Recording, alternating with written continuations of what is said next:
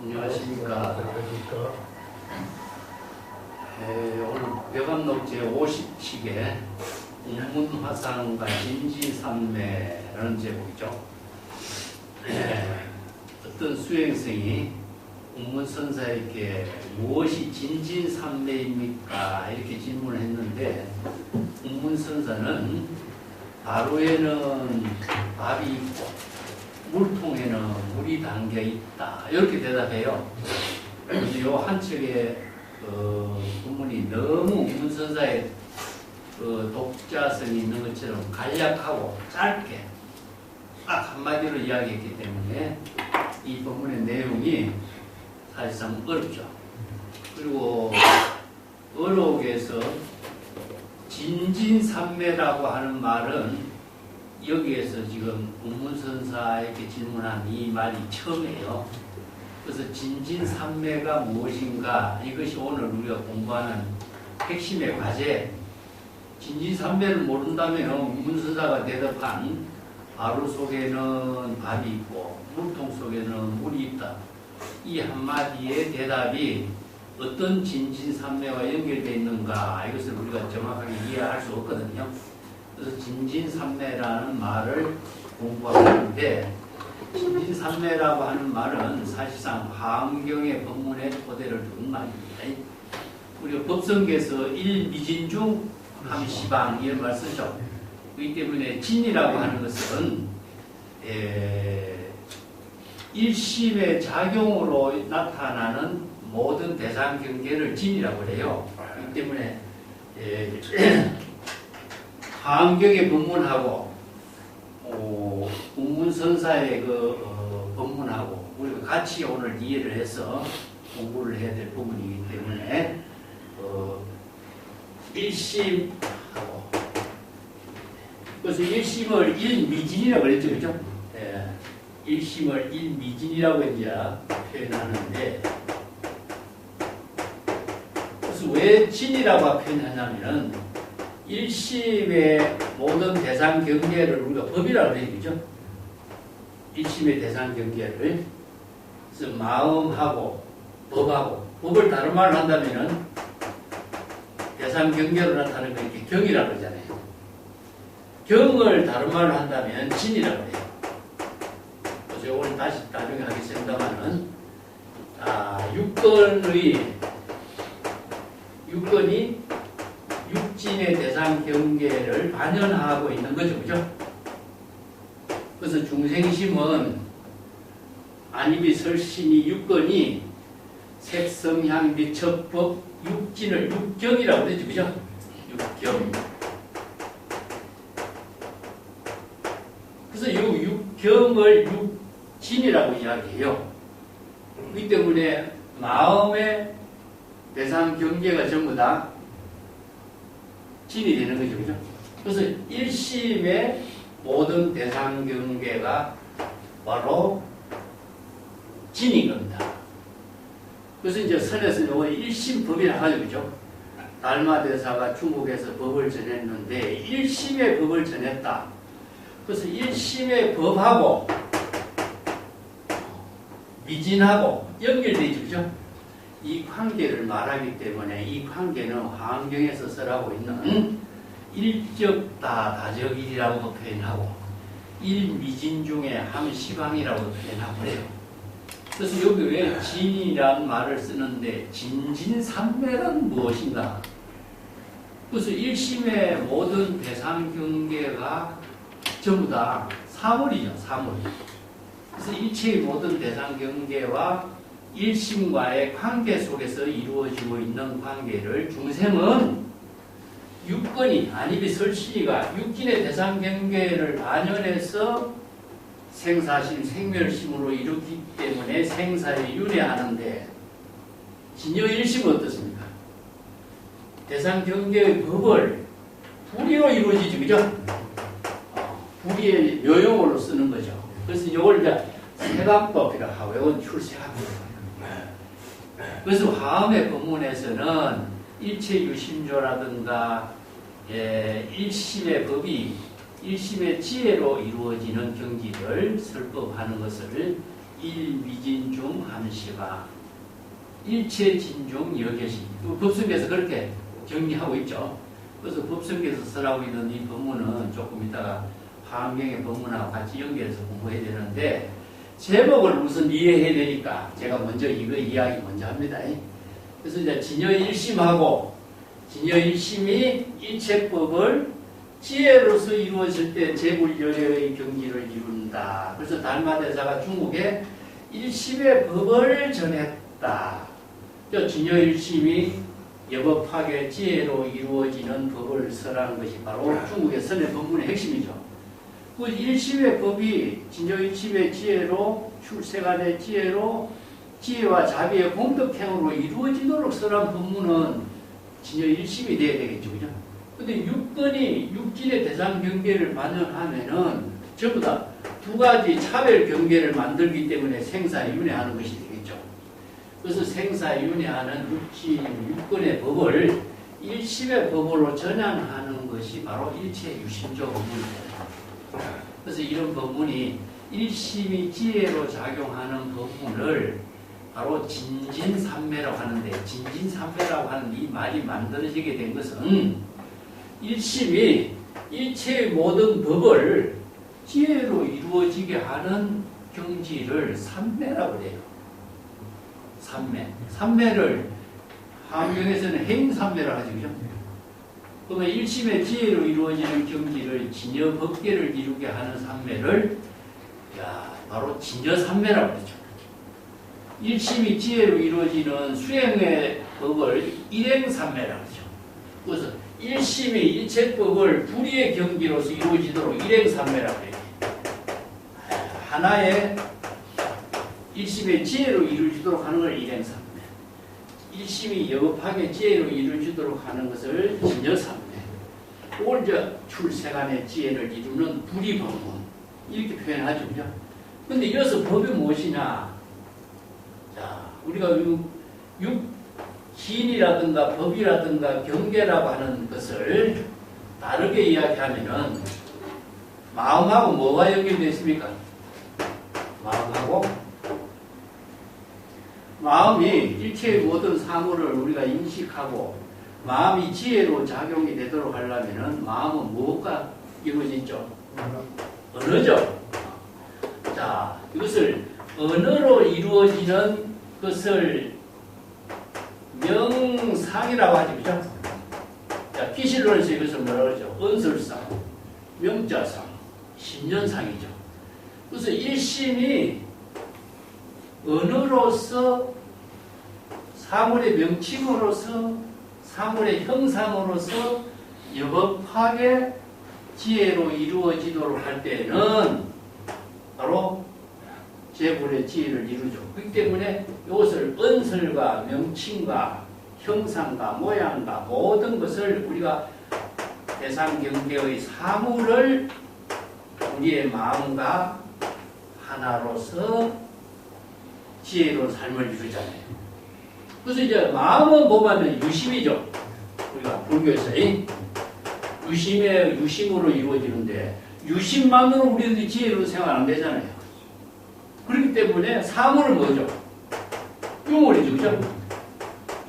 모든 사물에 대해서는 사물을 우리가 진이라고 이야기해요. 사물이 대상 경계니까.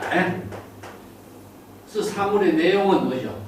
언어나 문자나 숫자나 아니면은 사람 이름이라든가 사물의 이름이라든가 우리가 사물을 모든 사물과 마음과 연결되어서 우리들이 지금 일체법을 지혜로 이루어진 삶을 사는 거예요.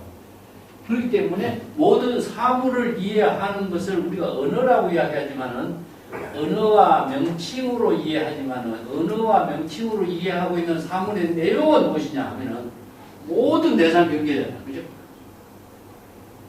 근데 중생은 모든 대상 경계를 자아의식으로 사량 분별해서 차별 분별심으로서 세계를 보고 망념을 일으키게 하지만은 진여일심은 모든 사물을 일심의 지혜로서 분분사를 실행하게 하는 거예요. 그래서 이제 세관법이냐 출세관법이냐에서 나누어지죠. 그래서 출세관법을 이루도록 하려면 어떻게 되느냐? 불이법문으로 일행삼매로 진여삼매로 해인삼매로 이루어지도록 해야 되는 삼매를 쓰라는 거죠. 그죠? 그래서 이제 진진삼매는 뭐죠? 사물 하나하나가 모두 삼매로 이루어지도록 하는 경지는 어떻게 돼야 됩니까? 이게 질문이겠죠. 그죠? 그럼 궁극적으로 진진삼매나 일행삼매나 진연삼매나 해인삼매나 모든 사물과 내 마음이 하나 불의로 이루어지도록 하는 경지의 삶을 어떻게 실행해야 되겠습니까? 그렇죠? 그래서 이제 진은 여기서 일심의 대상 경계이지만 대상 경계로 인식하는 일심이 지혜로 이루어지도록 하는 모든 사물을 진이라고 표현해요. 그렇기 때문에 일미진중 가면 뭐니까 일심의 지혜로 작용하는 모든 대상이 일체법이 되겠죠. 이것은 이제 불교에서는 일심과 일체법이라고 해야 돼요. 그래서 일심은 만법과 하나 된 경지에다가 불의가 되겠죠. 그러니까 일심이 만법과 모든 명칭과 사물, 이름, 형색과 불의의 경지로서 지혜로운 삶을 이루기 때문에 바로 진여삼매가 되고 일행삼매가 되고 해인삼매가 되는 거죠. 그 해인삼매라든가 여기서 거울에다 비유하는 이유는 거울은 무심하니까 거울에 비친 모습은 못 듭니까? 사물이 그대로 다 드러나는 거죠. 이게 내가 사물을 보면은 내 마음대로 보고 싶은 대로 좋아하는 쪽으로 사물을 보는 건 중생인데 무심, 내가 마음을 텅 비운 거울의 상태가 되거나 큰 바다와 같은 경지가 되면은 있는 사물이 그대로 비춰지고 있잖아요. 그러니까 불의가 되는 거예요. 내 마음과 사물과. 그 경지가 바로 무심의 경지다. 선에서는 그렇게. 그러니까 무심, 무사의 경지가 되면은 일체의 모든 만법이 자기 마음과 하나가 되는데 내가 사물을 보면은 중생이 되는 거죠. 그래서 삼매가 되는 것은 우리가 자신의 마음 작용을 텅 비우고 대상 경계와 하나가 되는 경우, 즉 대상 경계가 자기와 하나가 되도록 하는 것을 말해요. 그래서 이제 삼매라는 말을 번역하면은 뭐라냐? 정수라고 해요. 정수. 이게 모든 사물이 바르게 여법하게 자기의 마음과 하나로서 마음 속에 그대로 받아들이는 거예요. 이제 우리가 독서삼매라고 많이 하잖아요. 내가 책을 읽으면은 자기가 읽고 싶은 내용을 읽으면은 이게 책의 내용대로 읽어지지 않는 거잖아. 자기 생각대로 읽는 거는.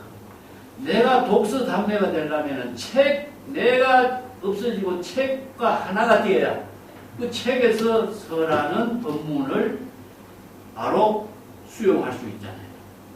이 경전을 읽을 때 경전의 법문을 자기가 아는 글자대로 읽으면은 경전의 법문을 읽는 것이 아니라 자기 생각대로 경전을 읽는 것이 되는 거예요. 그건 중생심이잖아요. 근데 자기 생각을 텅 비우고 경전의 법문을 그대로 내가 경전의 법문에 몰입해버리면은 경전의 법문이 바로 내 마음과 하나가 되는 거죠. 이걸 바로 삼매라고 해요. 이 때문에 진진삼매라고 하는 것은 사물 그 자체를 내가 그대로 받아들이는 거예요. 하나도 내 주관적인 사고나 생각이나 자기 마음 작용을 쓰지 않고 자신의 마음은 텅 비우고 거울처럼 텅 비우고 그 사물 그 자체를 그대로 자신이 받아들여서 그 사물과 내가 하나가 되어버리는 거예요. 그러면은 일심의 지혜로 여여하게 작용. 그래서 만물 일체가 되고 만법 일여가 된다. 그래서 이렇게 씁니다. 그래서 만법이 내가 어떻게 일체가 되겠어요? 자기 주관적인 생각을 텅 비울 때 만법이 하나가 되어버려 나와. 만물이 자기와 하나가 되는 것은 자기 생각 중생심으로 분별하는 사고를 비움으로 해서 만법과 만물과 자기와 하나가 되는 거예요. 그걸 이제 정수라고 해요. 삼매를.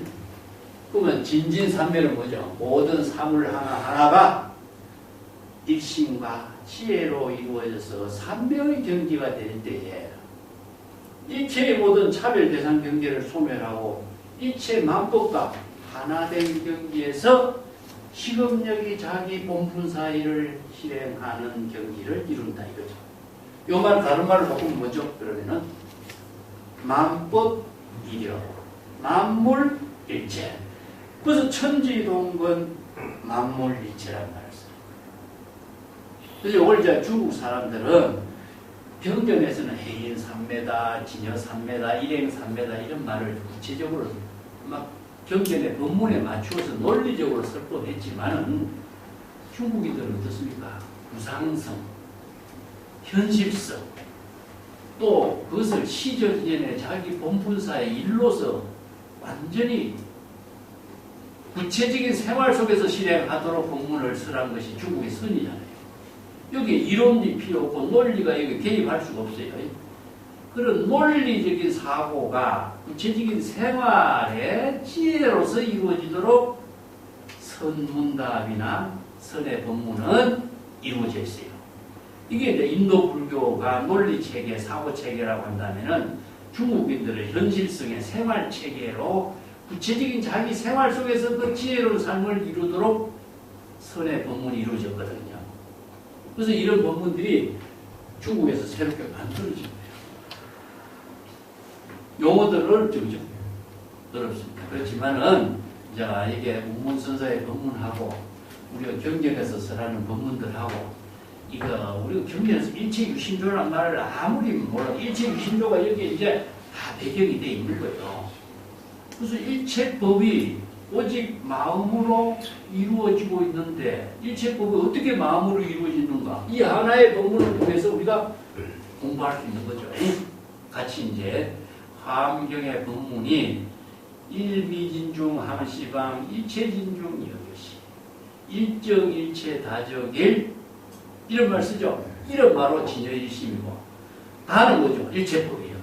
그래서 진여일심과 일체법이 불이로서 이루어지는 경지나 일체법과 진여일심이 무리의 경지로서 삼매의 경지로서 이루어진 경지의 삶을 어떻게 이루어지는가, 어떻게 실천해야 되는가 이걸 질문하고 있는 거죠. 자, 이런 질문들의 용어를 우리가 모르면은 도대체 무슨 질문하는가 애매하게 모르겠죠. 자, 그걸 일단 조금 이해하고 이제 본문에 들어가서 공부를 하기 전에 이 본문에 대해서 이제 원호국권 선사가 수시 본문을 해놨어요. 수시 본문을 먼저 공부하겠습니다. 수시라고 하는 것은 이제 원호국권 선사가 설법하는 본문이에요. 원호국권 선사가 어떤 설법을 했더냐 하면은 그 운문선사의 이 본문 무엇이 진진삼매입니까? 질문하니까 운문선사가 바루 때는 밥이 있고 물통에는 물이 담겨져 있다. 이것은 일상생활하는데 우리가 구체적으로 밥을 먹을 적에 바루에 밥을 담아서 먹는 거고 물통에서 물 담아서 먹는 거죠. 이게 식사하는 일이에요. 식사하는 일 그 자체가 일체법과 하나된 경지에서 지혜로운 삶을 살고 있는 모습을 진진삼매로 표현한 거예요. 다른 말 한 게 아니고. 그럼 무엇이 평상심이 도냐? 평상심의 도가 이루어진 경지를 바루 속에 밥 담아 먹고 물통 속에서 물 담아 먹는 거예요. 바루라든가 밥이라든가 물통이라든가 물이라는 것은 대상 경계잖아요. 그 대상 경계를 대상으로 두지 않고 지금 여기 자기 본분사의 일로서 지혜로운 생활로 식사하고 물 마시는 일로서 하나된 경계에서 이루어진 거예요. 그것이 바로 진진삼매다. 이렇게 대답하는 거죠. 그러니까 평상심이 도다. 무심이 도다. 배고프면 밥 먹고 목마르면 물 마시는 일이다. 이게 바로 무심의 경지에서 진여일심의 지혜로운 시절인연에 따른 자기 본분사의 일을 하는 것 자체가 바로 진진삼매, 일행삼매, 행주자와 어묵동정이 모두 다 지금여기 자기 공분사의 지혜로운 삶을 사는 진진산매의 경지다. 이거 똑같죠? 근데 이런 이제 독자적인 방편의 언어를 새롭게 만들어 경전에 있는 본문을 가지고 중국 선생들은 새로운 선의 언어, 방편의 언어를 만들어서 수행성들에게 이 경지를 깨닫게 한 거예요. 이게 내가 자주 이야기했지만 중국 선생들은 남의 옷을 빌려 입지 않는 특징을 지니고 있어요. 이게 작가라 그랬지, 그죠? 작가는 자신의 독자적인 안목으로, 독자적인 방편지혜로, 독자적인 지혜를 활용할 수 있는 능력을 제시할 수 있는 사람이 작가예요. 이게 중국 선생들은 전부 다 남의 옷을 빌리고 남의 옷을 빌려 입어가지고 노궁비처럼 남의 말을 전달하는 그런 지혜 있는 안목 없는 사람이 아니래요. 독자적인 지혜로, 독자적인 안목으로, 독자적인 방편부문으로 설법할 수 있는 능력을 가지고 있다는 거죠. 그래서 이제 우문선사 같은 경우가 이렇게 독자성을 지닌 방편의 언어로서 설법하기 때문에 중국 선생들에게 새로운 선의 세계를 펼쳤어. 그래서 어록의 왕이었게 성중의 왕이라고 해요. 인간록을 쓴 사람이 우문선사는 성중의 왕이다. 그만큼 뛰어난 방편법문, 독자성을 띠는 법문을 많이 설했다. 이런 의미죠. 이 법문에 대해서 이제 원어 국根선사가 수시법문을 했습니다. 수시법문을 한번 보겠습니다. 지하철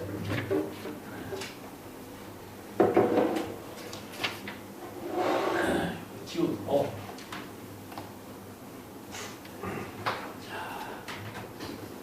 돌 계급을 모두 다 초월했다 이런 뜻이죠. 불교 수행에서. 불교 수행에서 계급이라는 것은 우리가 화엄경에서 이야기하고 있는 계급이 무엇이죠? 바로 50보살도의 수행으로서 계급을 설정한 것이 52죠. 그죠? 이게 이제 불교 수행을 하려면은 여러 가지 불교에서 방편문문을 많이 설했어요. 그렇게 사성제, 팔정도의 실천법, 육바라밀, 뭐 사무량심, 또 사서법, 불교에서 많은 수행법을 보살도의 실천법으로 제시해가지고 여러 가지 대성불교 보살이 수행해서 수행의 단계를 거쳐서 깨달음의 경지를 이루도록 설법한 것이 52라고 써요. 자, 52 가운데 뭐죠? 10시, 10주, 10회양, 응? 요게 10지, 이렇게 해서 이제 50위가 되지, 그죠? 50위. 그래서 이제 10지를 가면은 불태전의 경지다. 이렇게 해서 중생심으로 타락하지 않는 경지다. 이게 10신, 10주, 10행, 10회양의 경지를 사면 10석이라고 하는데 현자의 수행이라고. 10지는 뭐냐? 성지를 이룬 경지다. 성지를. 그래서 이제 여러 가지 수행 단계를 여러 가지로 규정해요. 그래서 신은 뭐죠? 바로 신. 우리가 발심 수행하는데 모든 것이 신근본에서 시작하죠. 그죠? 이게 보살도 수행에서 실천에서 가장 신심이 있어야 된다.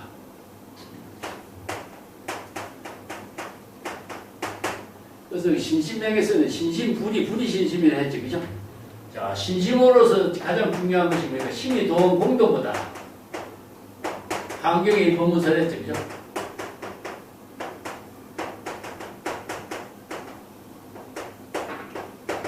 이 한 구절이 신은 모든 아냐바라밀의 지혜를 이루고 고해의 바다를 건널 수 있는 근본이다. 그래서 신을 부처의 종자라고 해요. 불종, 열애종 이렇게 표현해요. 신근이 형성되지 않으면 열애의 종자가 마련되지 않으면 재물 열애가 될 수 있는 씨앗이 없어.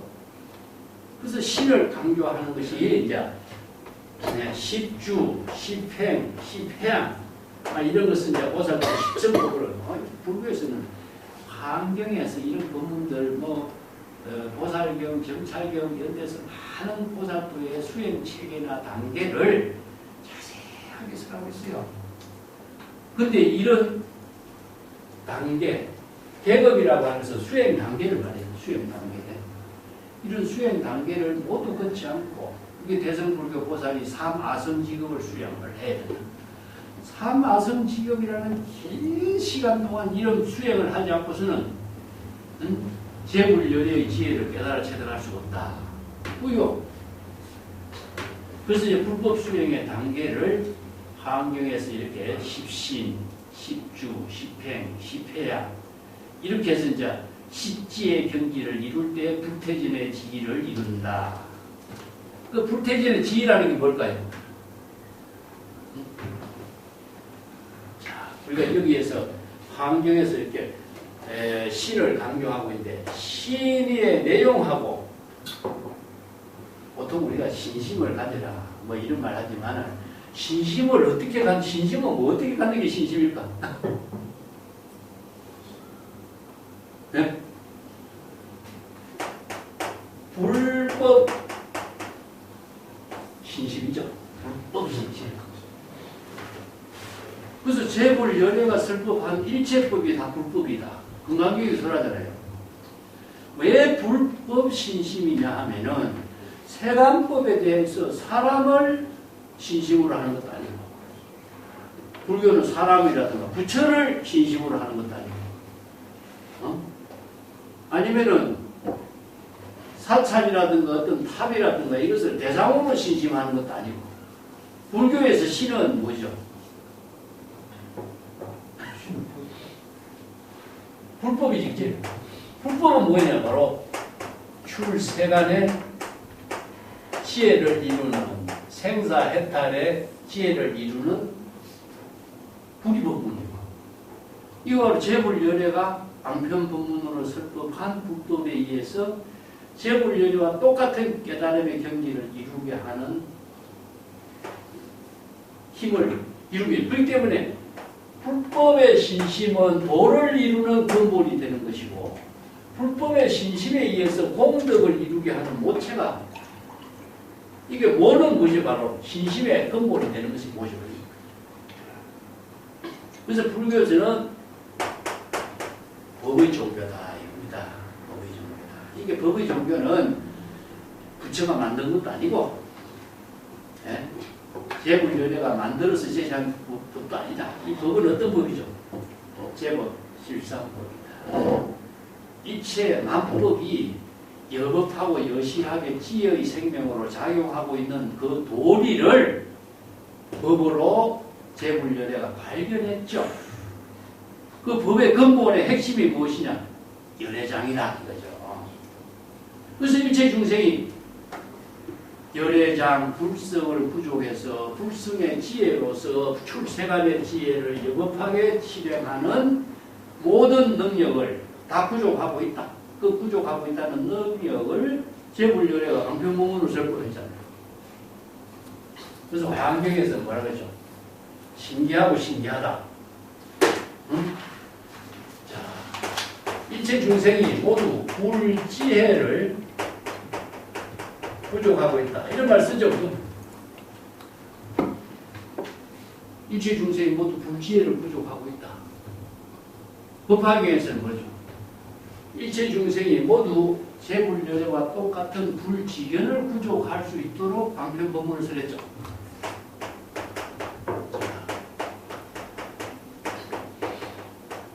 경전에서 설하고 있는 불지혜의 내용은 뭐죠? 그러면?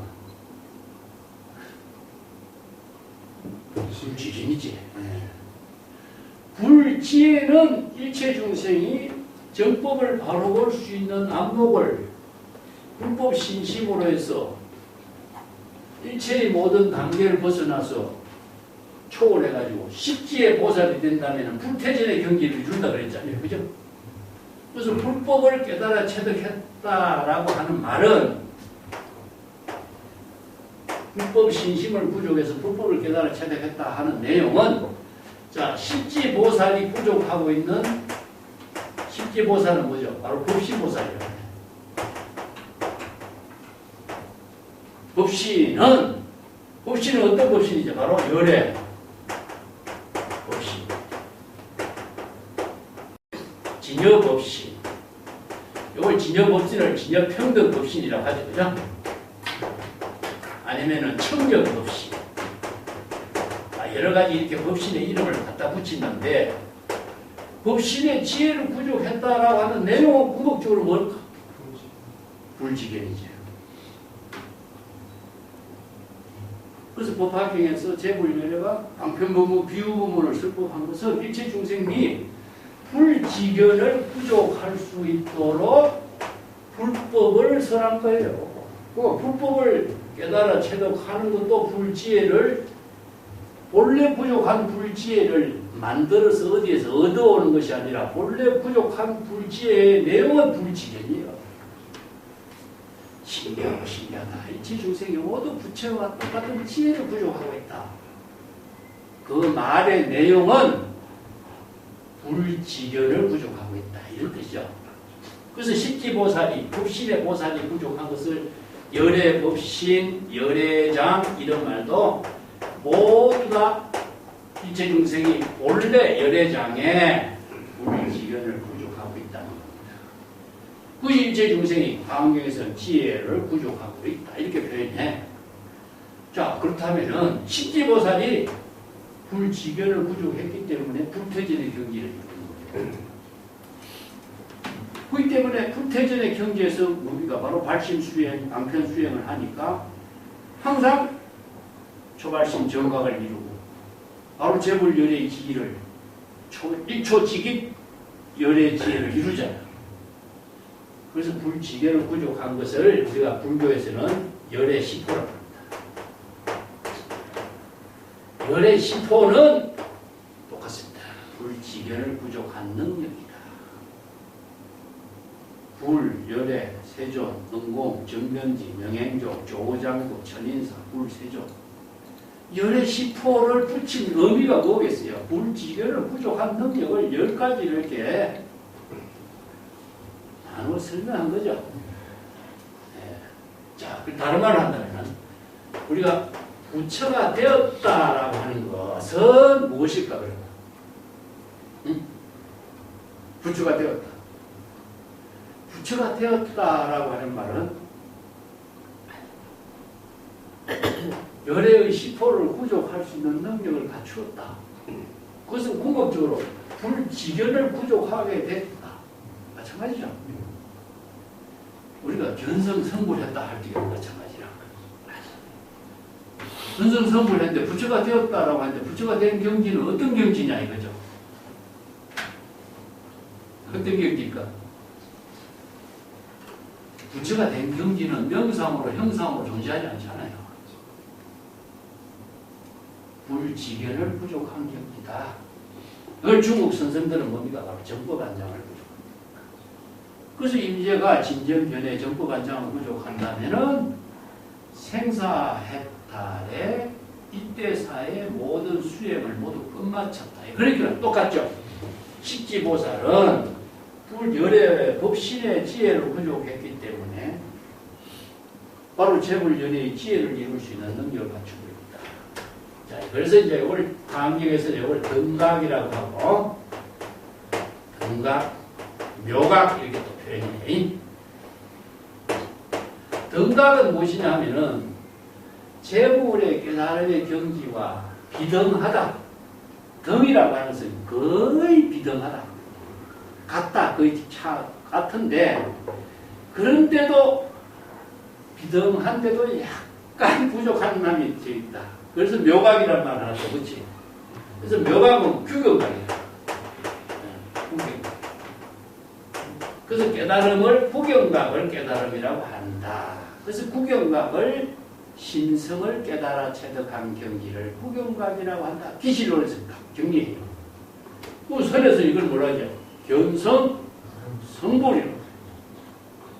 견성 성불이 바로 선에서는 일체의 모든 단계를 다 초월한 경지다 이겁니다.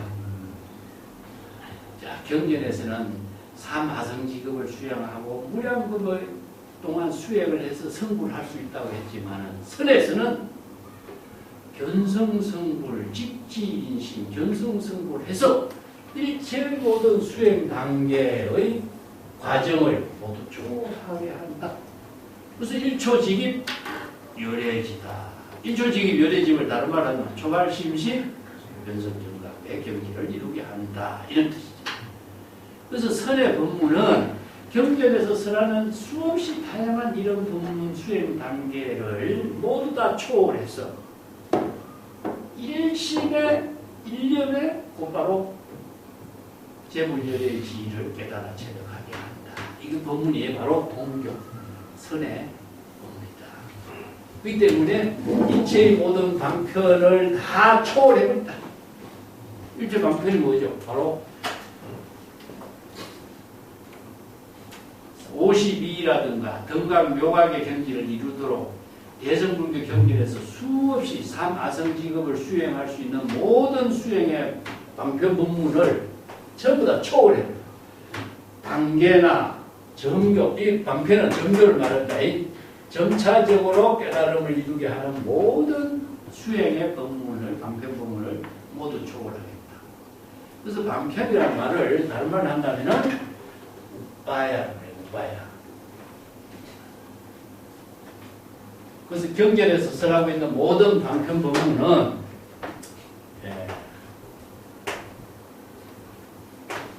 진실을 깨닫게 합니다. 진실이 불법이죠. 불법의 진실을 깨닫도록 방편은 뭐죠? 방편 법문입니다. 그래서 방편 법문을 통해서 불법의 진실을 깨닫도록 설해난 것인데, 선에서는 일심의 법이잖아. 일심의 법을 설해서 도노 견성하고 견성 성불하는 일심의 법을 설해놨기 때문에 모든 방편으로 설하고 있는 은설의 법문들을 전부 다 초월한 경지에서 설거다. 이렇게 한 거예요. 그래서 성교는 이제 선에서 그렇습니까? 직지인신, 교회 별정, 불림 문자, 이심 전신. 이게 이제 선의 법문의 특징이라는 거죠. 그래서 여기에 경전에서 설하고 있는 모든 방편 또 점차적인 수행법을 모두 초월해서 일심의 깨달음을 이루겠다. 법화경은 무량겁에 통해서 난행 모행을 모두 다 이루고 수없이 많은 공덕을 다 쌓은 이후에 성불을 할 수 있다. 이렇게 법화경에도 그걸 써내놨어요. 써내놨지만은 이것은 또 삼아성직업을 수행해서 수행할 수 있다. 이게 기신을 뜻을 하고 있는데 왜 그러느냐? 보살지지경이라고 하는 경에서 이런 법문을 써내놨는데 게으른 사람들을 위해서는 삼아성직업을 부지런히 수행해야 성불할 수 있다고 설하고 부지런한 사람은 일념에 성불할 수 있다고 일념 성불을 또 설하고 그렇게 불교의 방편법문이 얼마나 다양해요. 근기에 따라서 시절 인연에 따라서 중생의 근기에 맞춰서 수기 설법, 수연설법 하는 거죠. 그래서 이런 법문들을 정교의 방편 법문을 단계적으로 수행을 통해서 깨달음을 이루게 설해놨는데 선에서는 일체의 수행 계급, 단계, 방편, 정교를 모두 초월한다. 이런 표현이죠.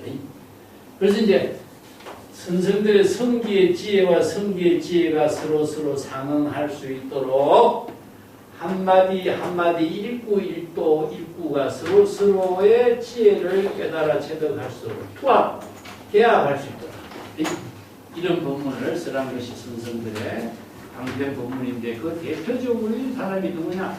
원칙에서 설하고 있는 운문선사다. 그러죠. 그죠? 그래서 일체의 은설, 문자, 방편, 법문, 수행의 단계를 모두 초월하는 경지. 이것이 바로 초불월조.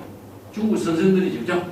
부처의 경지다, 조사의 경지까지도 초월하는데 부처가 되는 경지가 아니라 부처가 되는 경지의 법문을 경전에서 설했지만 선에서는 부처나 조사의 경지도 초월하는 법문까지도 설해버린다. 이런 거죠. 그죠? 그렇기 때문에 일체의 방편, 정교도 모두 초월하는 이런 경지가 어떻게 이루어지느냐? 그것이 바로 일상성. 중국선의 특징이 구상성이라는 두 가지 연료로 표현할 수 있어요. 이 중국인들이 갖고 있는 특징입니다.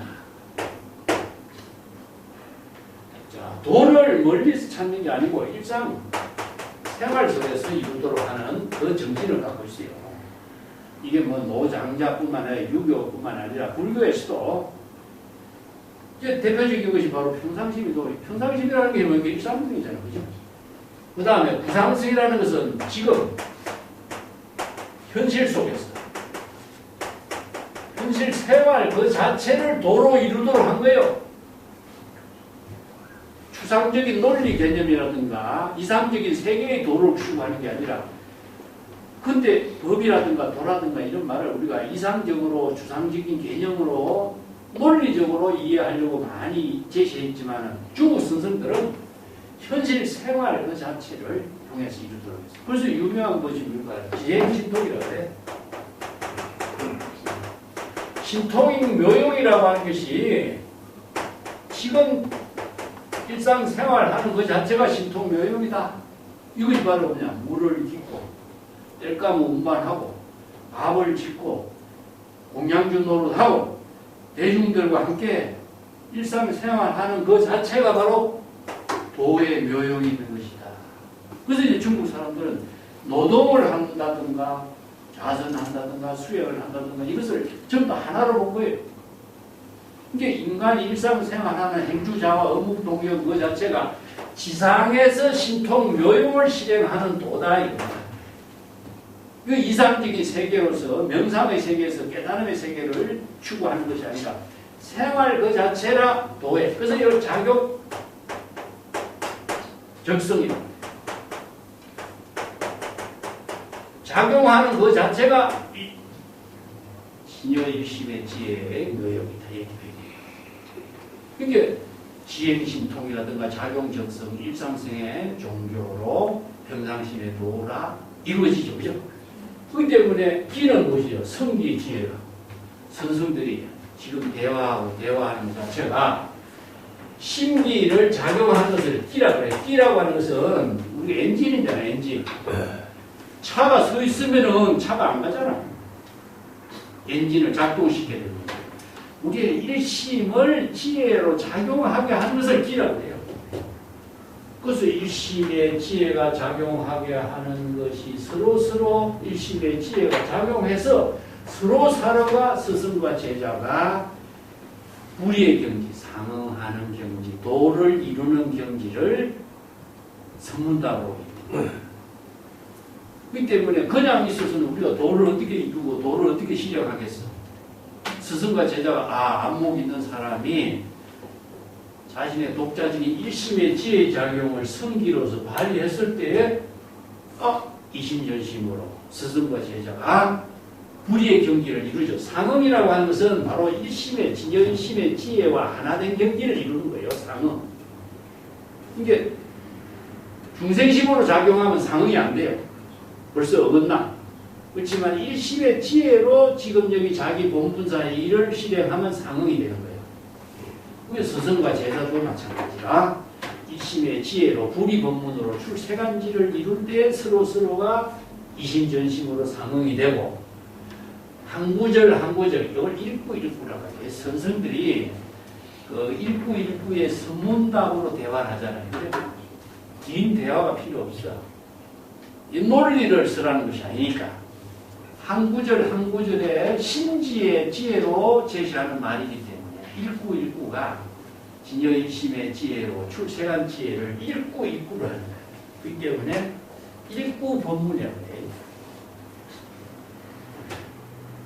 그래서 유명한 일구요연의 초백억이라는 걸 쓰죠. 정도가 있어요. 그죠? 일구에 분명하면 초불조요. 일구의 법문을 분명하게 제시할 수 있으면 불조를 초월하는 경지가 돼요.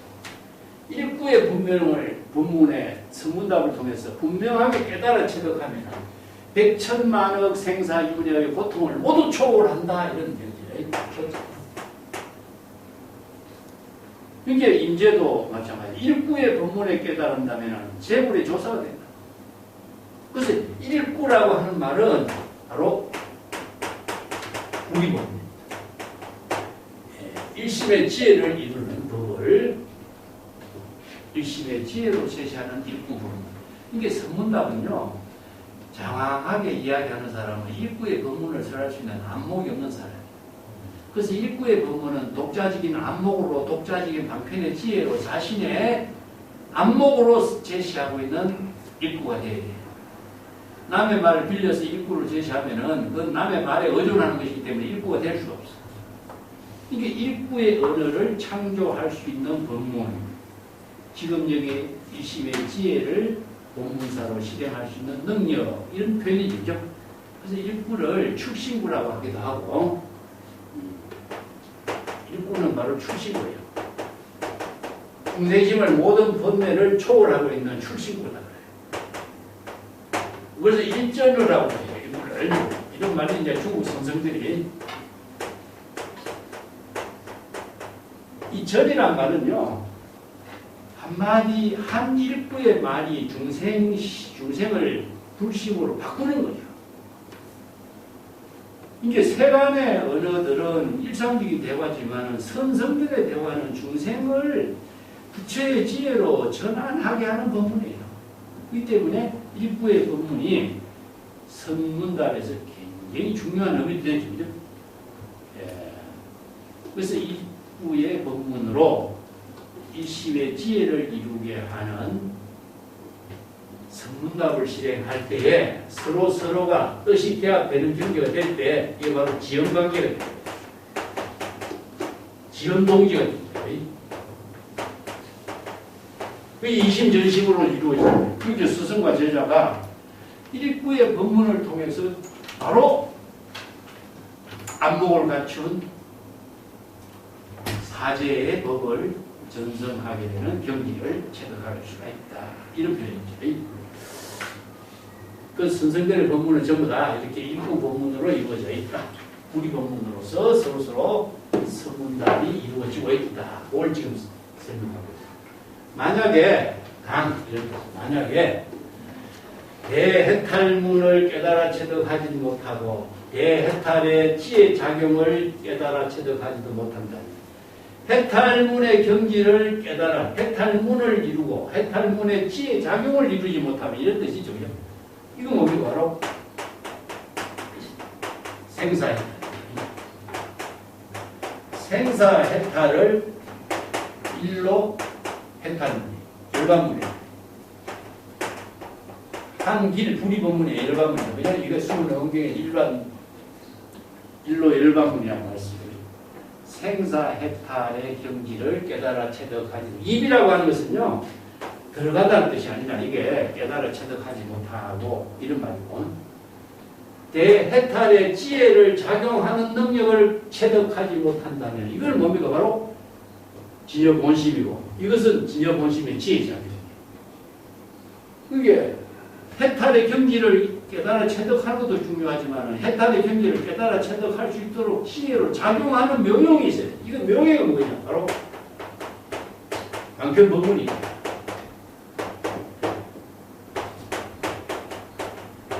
바로 진공 묘유나 마찬가지다. 자, 대해탈의 경지를 이루게 하는 것은 초발심으로 정각을 이루는 것이죠. 그죠? 이거는 발심수행이고, 해탈의 용은 뭐죠? 방편수행이야.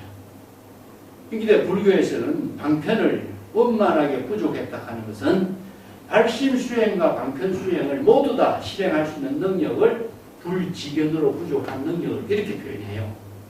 그렇기 때문에 대해탈문은 스스로 항상 발심수행에서 해탈의 경지를 이루고 해탈의 지혜 작용을 실행할 수 있는 능력, 방편의 지혜를 작용할 수 있는 능력을 갖추지 못한다면 자기 어떻게 본문사의 외용을 실행할 수 있겠는가. 그래서 수능경의 시방에 세존, 시방 박가범이라고 해요. 시방의 재물 세존은 한 길로 열반의 문을 전부 다 깨달아 체득하니 생사해탈, 원래 열반의 경기죠. 그죠? 불지경과 정법의 안목으로 부족한 진정 견해를 운명하게 부족해야 생사해탈 예사를 모두 마친다. 이게 바로 초불월조의 경지로서 자기 본분사의 노용을 방편의 지혜로 실행할 수 있는 능력이죠.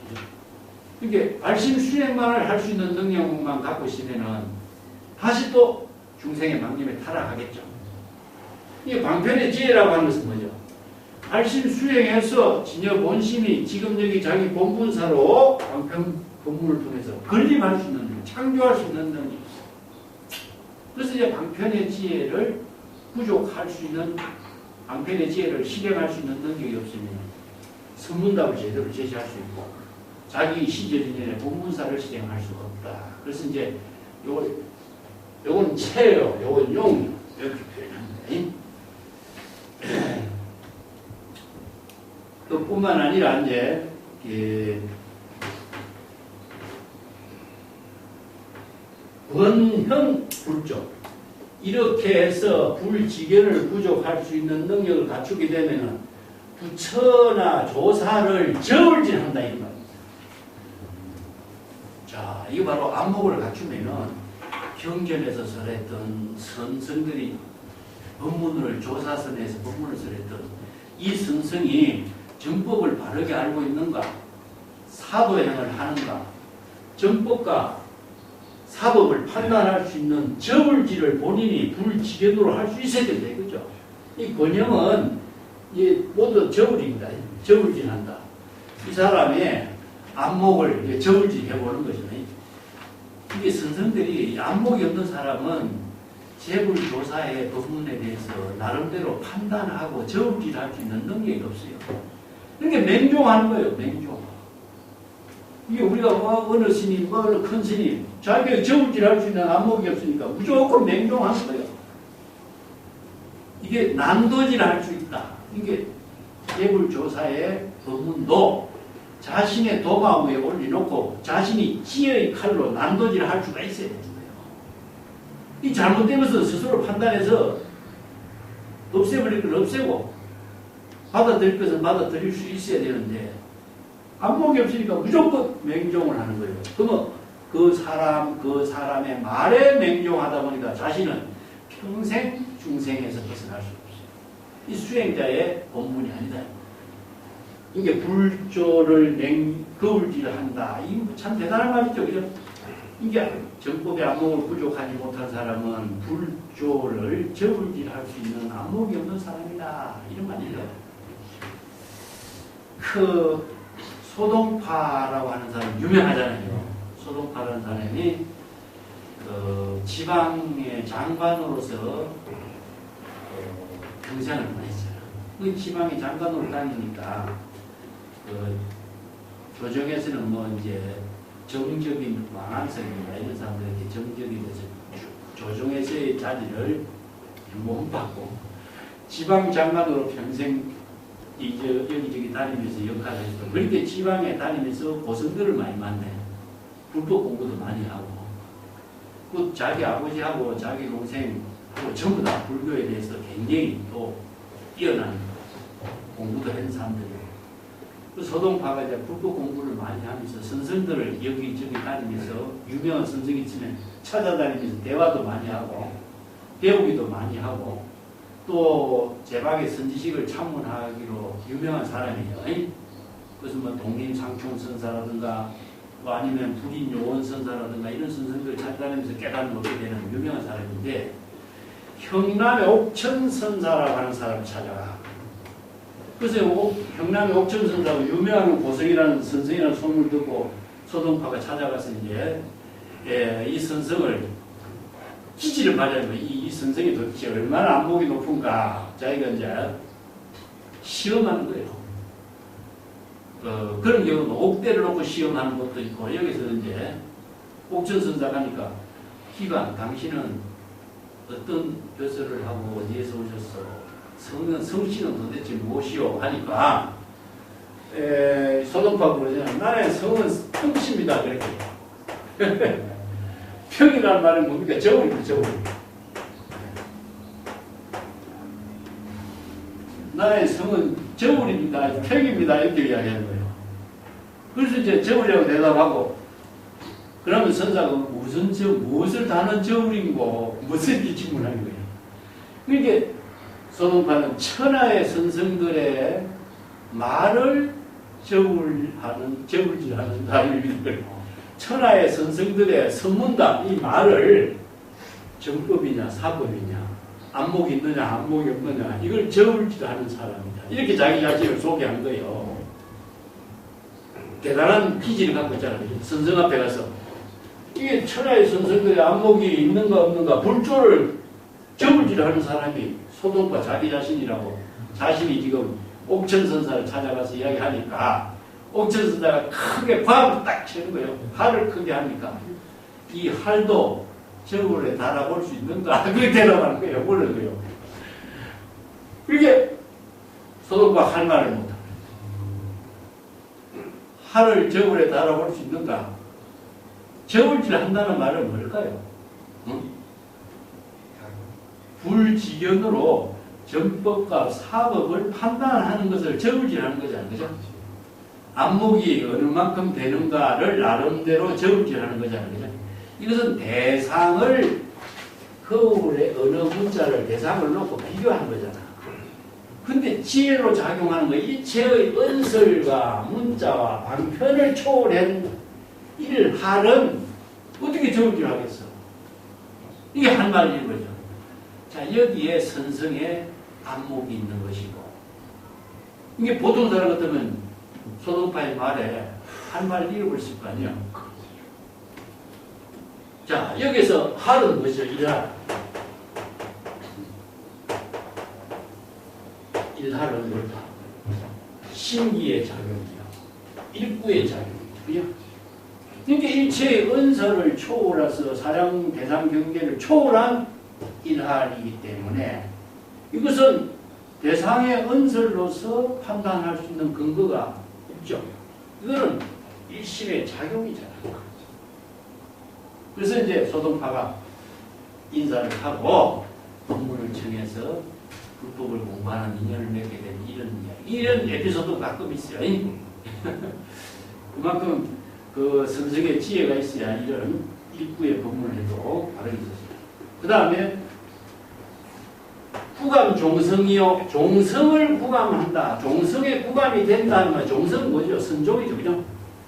선종의 종지를 바로 종성이라고 해요. 그 종성은 뭡니까? 대성, 응? 소성, 선성들을 종성, 최상성 이런 말 쓰는데 여기서는 선에서 종성이라고 써. 이게 불법의 종지를 개성하고 있는 그런 입장을 이제 선성을 종성에 구감이 된다는 것은 후대에 많은 참선 수행성들에게 구감이 된다. 구감이라는 것은 거울이 되는 거죠. 그죠? 예. 좌표가 되는 겁니다.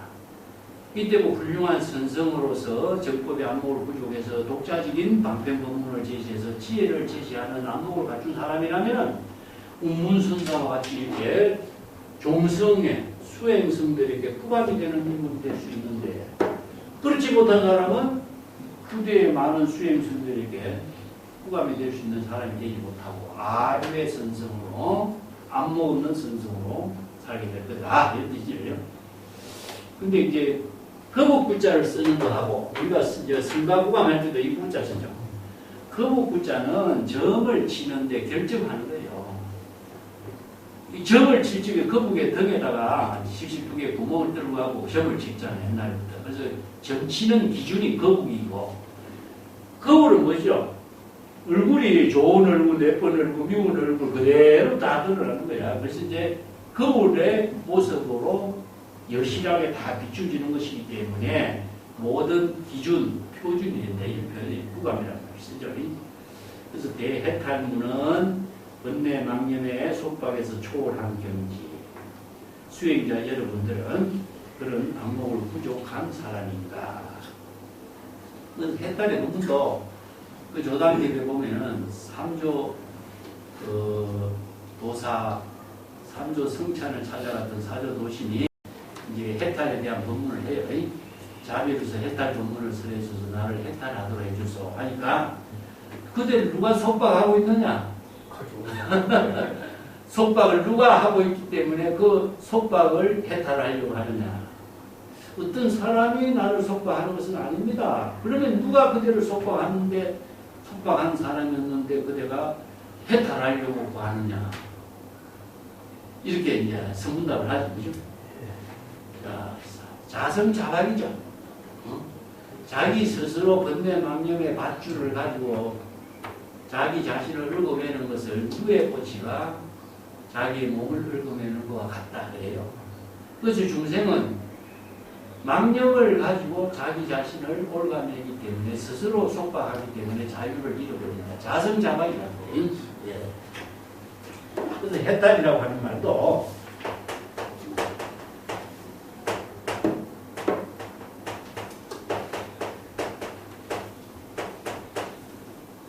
자기 스스로 새끼줄을 갖고 자기 자신을 묶어버린다. 이런 표현이죠. 그죠? 이걸 이제 누의 꼬치가 자기가 뱉은 실로 자신을 묶어서 중생의 생사윤회의 고통에서 해내고 있는 모습이다. 이렇게 표현하죠. 그죠? 자, 그렇기 때문에 단기 직전에 여기에 성계의 지혜를 실행해야 할 지금 여기에서 곧 바로 주저주저 하지 말고 성계의 지혜를 실행해서 역, 순, 종, 행 일체의 모든 차별 경계를 모두 다 차단할 수 있는 능력을 갖추도록 해야 됩니다. 단기라고 하는 말은 단기 불량의사라고 내가 잘 썼죠. 그죠? 성기의 지혜를 실행할 적에는 스승에게도 양보하지 않는다. 이 논어에 있는 말이 고대가 된 거죠. 단기 불량의사 이 말이 논어에 있는데 선생들은 이 말을 단기 불량이라고 했습니다.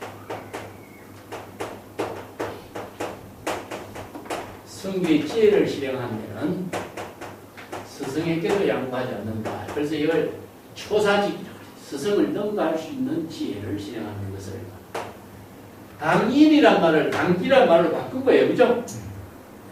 인의의 도를 실행하는 것은 스승에게도 양보하지 않는다. 이 공자의 말인데 중국 선생들은 성기의 지혜를 실행하는 것은 뭡니까? 지금 여기 자기의 일이죠.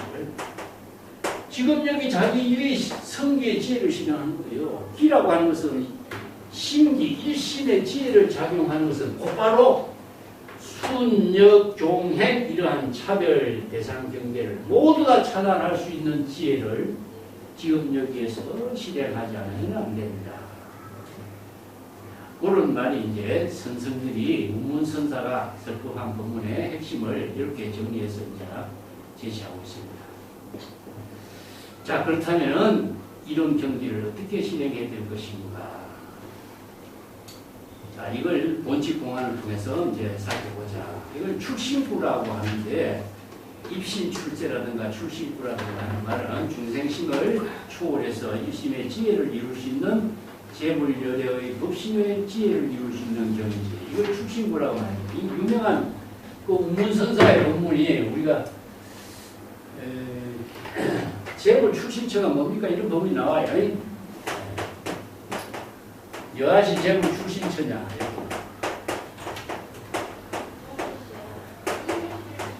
출신이라고 하는 말은 입신 출신을 말해요. 그래서 이제 법화경에서 재물이 출세하는 것을 중국 사람들은 이제 입신 출세 이렇게 표현하는데, 중생심에서 초월해서 열애의 지혜를 부족하는 경지. 이걸 이제 재물의 출신처라고 했는데, 운문선사는 동산수상행이라고 해요. 이런 법문을 써요. 운문선사의 법문이 정말로 단기, 직전이라. 그렇기 때문에 출신구를 어떻게 운문선사는 여기서 출신구를 해? 진진삼매는 무엇이냐? 출신구를 뭐라 그러죠? 바로 일체의 사량 분별을 초월해서 열애 법신의 지혜를 부족할 수 있는 법문을 출신구로 씁니다. 자, 재벌의 출신처가 무엇인가 질문했을 때 동산이 물리를 간다 그랬어. 동산이 물이 산은 움직이지 않는 거고 물은 움직이는 거잖아요.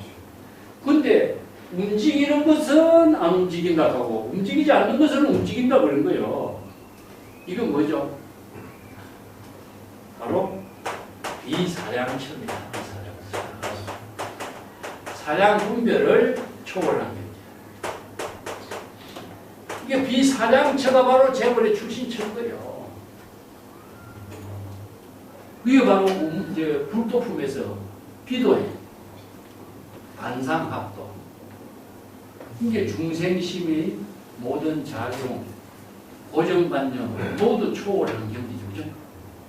이 때문에 비도행을 불도행이라고 하는 것이나 동산이 무리를 가려가는 것은 사량 분별하는 그 번뇌망념을 초월한 경지. 이게 동산, 우문선사의 법문이 이렇게 특이해. 이게 선생들 가운데서도 진진삼매에 대해서 이렇게 설명한 것이라든가 동산수상행이라든가 아니면 날마다 좋은 날이라든가 이런 법문, 동산의 유명한 그 우문선사의 법문 한마디 한마디가 독자성을 지니고 있잖아요. 근데도 한마디로 딱 일부러 끝내죠. 이런 법문을 쓰라고 있는 동산의 법문을 이제 여기서는 진진삼매라고 표현하고 있는데 본칙을 보겠습니다. 자, 313페이지 볼게요. 네, 진진삼매란 반경의 14권 현수품에 이와 같이 일체가 모두 자유자재하는 것은 기초의 화엄삼매의 힘이다. 한 티끌 가운데 삼매에 들어 일체의 미세한 티끌의 선정을 성취하니 그러한 미세한 티끌은 모두 늘어나지 않고 또 하나로 널리 사량 분별할 수 없는 많은 국토를 나타낸다. 자, 이런 법문들이 화엄경에서 이야기하는 것처럼 여기서 일심, 일은 일념 찰나, 일심의 작용이죠. 그죠? 그러면 지는 무엇이죠? 모든 대상경계. 그래서 일적다, 다적이 이렇게 표현이 화엄에서 이제 바로 상적 상임의 연기 법문을 그래서 써라죠. 그죠? 법석계 책에서 내가 그 설명을 좀 앞에서 해놨는데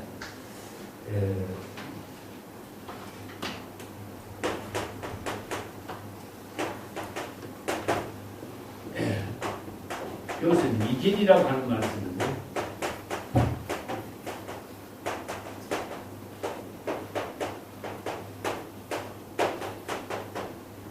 자, 일은 바로 진여일심이죠. 일은. 자, 이것도 일념 적시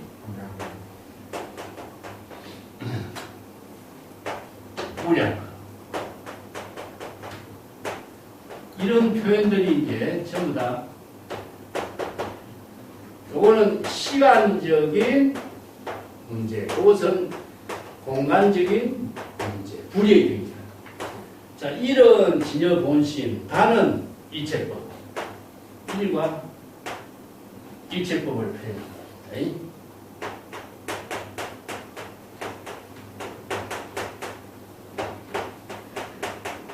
자, 일심과 일체법이 불의로 이루어진 것을 일적다, 다적이 이렇게 표현하는데 이것을 공간적으로는 한 미진 가운데에서 시방 삼세를 포용하고 있다. 한 미진도 바로 일심이죠. 일념의 작용, 일심의 작용, 찰나 일념의 작용 가운데에 시방세계, 법계, 자, 일체의 법계를 표현합니다. 그래서 법계 일상이라고 표현합니다. 법계라고 하는 것은 시방세계, 우주 이 자체를 법계는 다름 아닌 중국말로 한다면 우주죠. 우는 공간이고 주는 시간이죠. 그러니까 법계는 시간과 공간의 일체의 것을 말하기 때문에 일체법이 되는 거예요. 그래서 일체의 법이라고 하는 것은 시절, 인연과 함께 이루어지고 있는 모든 일을 일체법이라고 해요. 그렇기 때문에 일심이 찰나의 일념의 작용 속에 일체법과 하나로 이루어진 경지다. 이런 표현이에요. 오늘 화엄에서는 공간적으로 표현하고 일념, 찰나 일념 가운데 무량적, 이거는 시간적으로 불이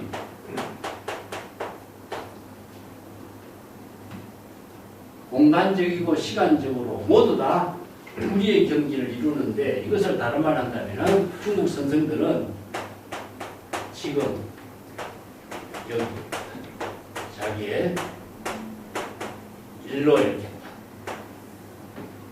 자, 이걸 중국 선생들은 본분사라 했죠. 그죠? 본분사. 자, 이렇게 화엄에서는 철학적으로 논리적으로 일념의 작용이 이루어지는 세계를 중국 선생들은 구체적인 일상생활 속에서 지금 여기 자기 일 본문서 이 한마디로 바꿔고, 이게 바로 현실성입니다. 구상성이다. 구체적인 자기의 일상생활 속에서 이루어집니다. 이게 논리적으로 경전에서 설한 본문을 논리적으로만 이해한다면은 이게 언어로, 법으로서 이해하기도 어렵지만은 경전의 본문하고 지혜로 삶을 이루는 자기의 일하고 이걸 따로따로 볼 거 아니에요. 중국인들은 이것을 선문답에서 자기의 일상생활 속에서 이루어지는 일로서 이걸 좀 종합시킵니다. 이게 바로 성들의 지혜 본문이다. 그래서 화엄경의 본문에서 우리가 자주 언급을 하고 있는데 314페이지. 화엄경 제45번에 한 티끌 가운데 이체가 있다. 일미진중 함시방이란 말이죠. 그죠? 한 티끌은 덮개를 다한다. 한 티끌 가운데 무량 국토를 다 납둔다. 화엄사상에서 설하는 이치와 사물이 걸림없는 이사무의 법계, 사사무의 법계, 이런 이제 토대로 이런 질문을 하는데, 자, 이게 이사무의 법계, 사사무의 법계가 사법계로 설명하죠. 그죠? 이 법계라고 하는 말은 일심 법계를 말하는데, 일심의 지혜 작용 속에 시간, 공간을 모두 포용해서 함께 이루어지는 것을 이제 이체법이 함께 이루어지는 것을 이렇게 법계로 표현해요. 그 밑에 이제 법성계도 이러한 화엄사상을 일미진중 함시방 일체진중 여겨시. 이어서 일미진은 하나의 지극히 미세한 티끌, 진지는 미세한 티끌 하나하나지만은 이체법의 대상을 말한다. 이 때문에 여기서 진진이란 말이나 계계라든가 이런 말도 전부 다 일심이 이체법으로 작용하는 모든 대상을 우리의 묘용으로서 이루어진 경계를 이렇게 표현하는 거거든요. 진은 아까도 이야기했지만 대상 경계라고 했죠. 그렇기 때문에 일심이 이체법을 우리의 묘용으로서 이루어진 경계를 이렇게 이제 일미진중 함시방 이렇게, 미진은 아주 적은 거잖아요. 1년도 아주 짧은 시간이죠. 이걸 하나의 이제 일심의 작용, 찰나에 이루어지고 있는 일념의 작용, 일심의 작용. 자, 이걸 표현한 것이 있어요. 자, 일체 유심조 봅시다. 일체법입니다. 일체법. 일체법이 어떻게 되냐? 오직 마음으로 창조되는 것이다. 근데 어떻게? 찰나의 일심의 지혜로 일체법을 창조하는 거예요. 그러니까 일미진 중에 시방상계를 모두 포용하면서 일체법을 이루고, 찰나 일념의 무량급의 모든 시간을 포용해서 자기 본분사의 지혜로운 삶으로 만드는 거예요. 이걸 바로 일체유심조의 본문이 찰나에 이루어지고 있는 것을 바로 이렇게 표현하고 있는데, 이걸 사법계로 설명을 하면은 심하고, 이 진이라고 하는 것은 모든 대상 경계라는 뜻이죠. 이걸 바로 법이라고 해요. 대상경.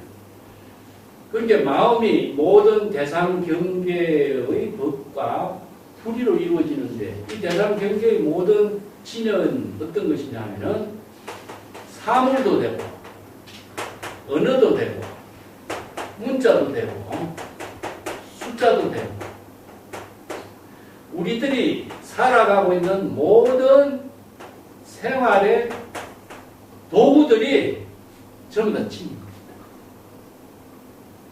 겁니다. 이걸 내가 이제 심하고 은이라고 표현했죠, 그죠? 은설, 문자, 명칭. 그래서 이제 우리 일념의 일심의 작용 속에서 모든 사물과 함께 우리들이 지금 여기 자기 본분사의 일을 빗대사를 이루게 돼 있어요. 우리가 어떤 것을 판단하고 보고 듣고 이해하는 내용은 뭐죠? 마음작용인 언어나 사물, 명칭, 이름을 통해서 자기 일을 하는 거죠. 그죠? 그렇잖아요. 자, 여기서 진진삼매라고 하는 말에 대해서 운문선사는 뭐라고 대답했습니까? 밥에는, 밥통에는 밥, 물통에는 물. 그랬죠?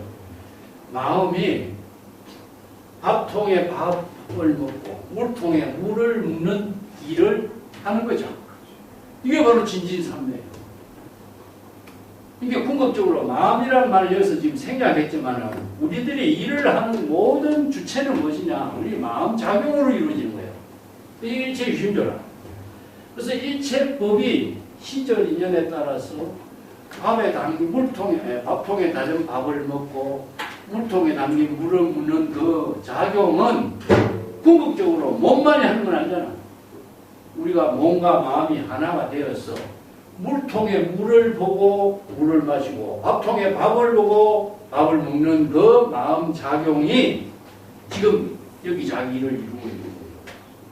그렇기 때문에 마음이 물통에 물을 먹고 밥통에 밥을 먹는 거와 불의의 경기로서 지금 여기 자기 본분사 일을 하는 것 자체가 진진삼매다 이겁니다.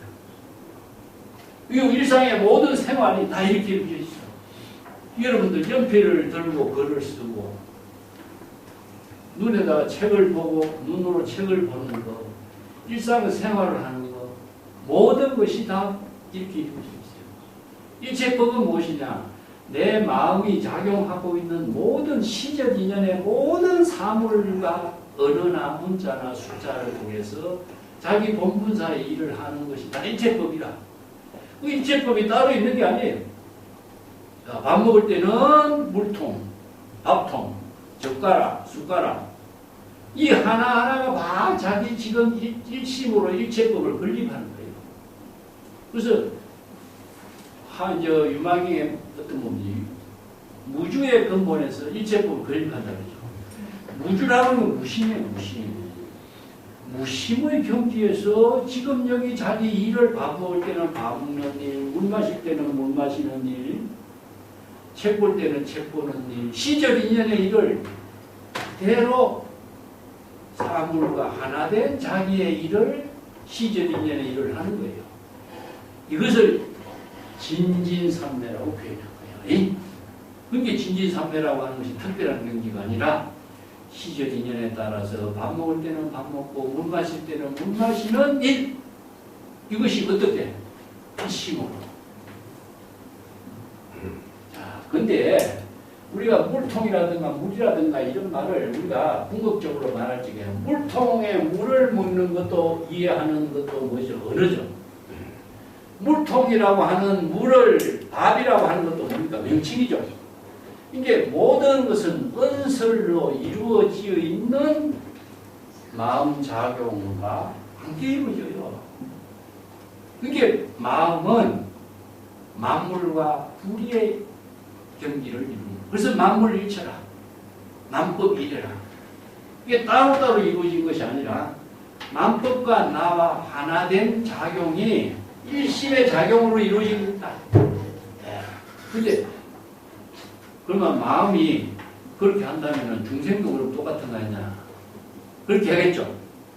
근데 선에서 이야기하고 있는 마음작용은 일심을 말해요. 중생심을 말하잖아요. 중생심을 갖고는 어록에 기록할 가치가 없어요. 중생심을 가지고 이렇게 경전의 법문을 만들 필요는 없는 거예요. 경전의 법문으로서 성립할 의미가 없어. 그래서 출세간 지혜를 이루기 때문에 공덕을 이루고 지혜를 이룬다. 이런 말 쓰는 겁니다. 그래서 이제 많은 사람들이 지혜를 이루는 거와 지식을 이루는 거의 차이도 많은 것이 이제 혼란이 일어나죠. 내가 옛날에 종교록 책을 만들고 났을지 이 책을 만드는 의미가 뭡니까? 나한테 그 기자가 질문하더라고요. 그래서 선생들이 제시한 지혜의 법문을 우리가 배우고 익혀서 우리가 거기서 지혜의 법문을 깨달아 체득할 수 있는 인연을 나누는 것이지 다른 의미는 없다. 나도 그건 내 일로서 그걸 한 것이다. 지혜가 뭡니까? 그런 또 지혜가 우리가 세간에서 너무나 많이 쓰는 말이잖아. 지혜가 이 말이 우리가 너무나 많이 쓰기 때문에 특별한 의미를 갖지 않는 걸로 보이거든. 그래서 불교에서 지혜라고 하는 것은 반야의 지혜를 말한다. 반야 바라밀로서 이루어진 지혜다.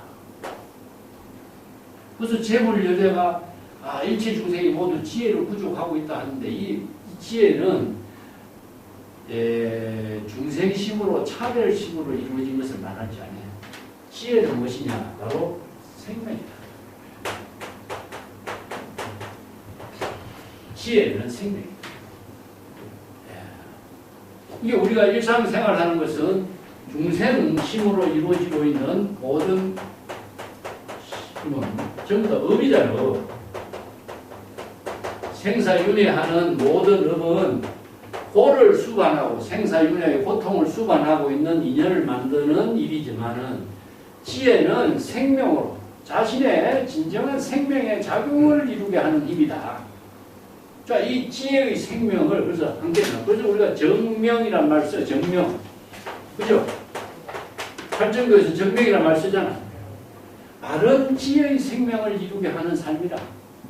이게 업이 되는 삶이 아니라 바른 지혜의 생명이 되는 거야. 그래서 오타각세라든가 이것을 할 때에 지혜의 생명이 작다 이런 말 쓰죠. 오타의 중생은. 이제 지혜의 생명으로서 우리들의 삶을 이루게 하는 것이 진정한 지혜로운 생활이다 이런 뜻입니다. 지혜로운 생활을 재물여대의 공덕이라고 이제 표현하고 있는 거죠. 그리고 화엄경에서 이법계, 사법계 이런 말 쓰는데 이걸로 이제 이걸 정리를 해보면은 진징삼매는 사사무예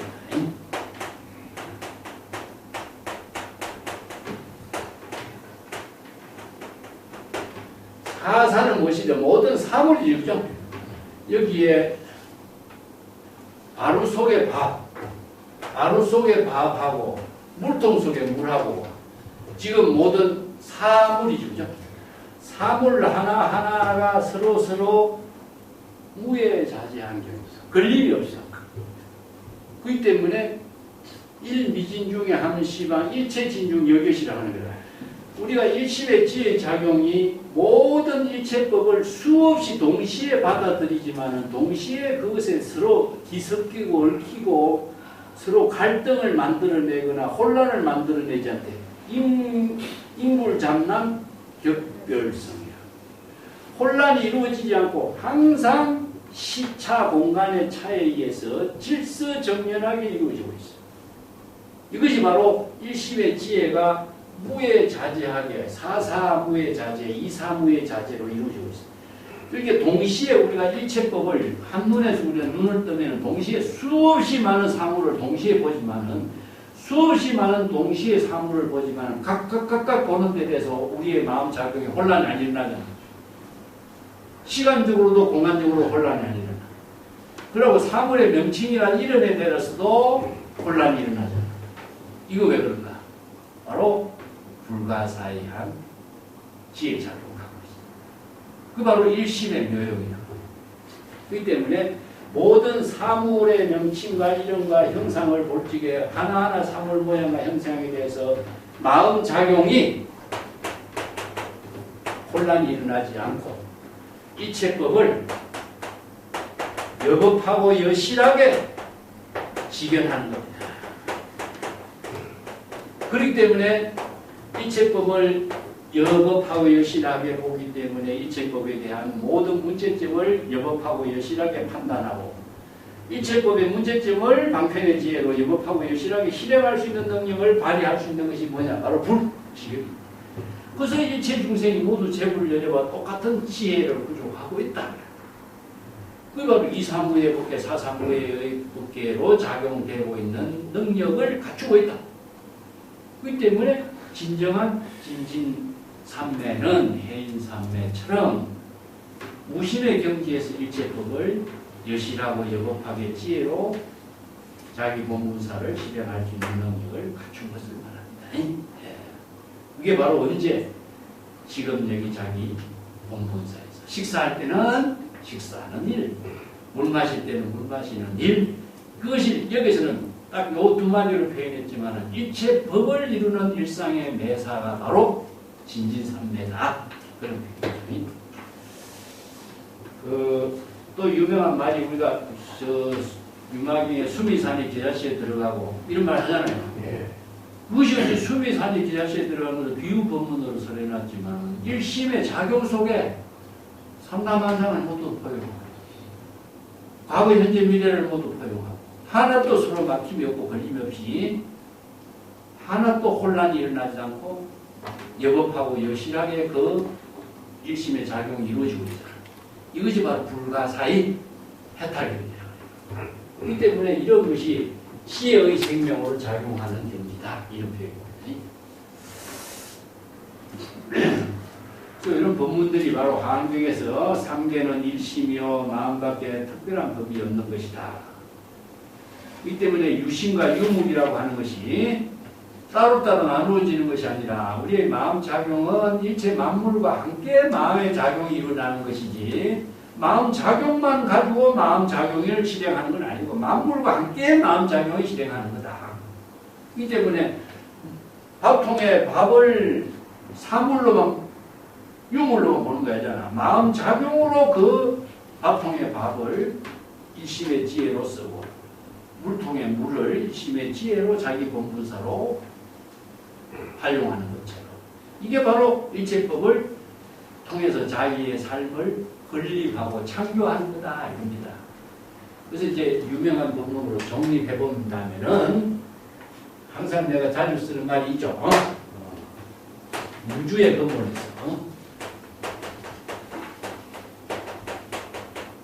종무주본상이라고 해. 이 일체법. 이 말이 난 상당히 좋은 말로 봐요. 자, 이 무주는 말하면 무심이죠, 그죠?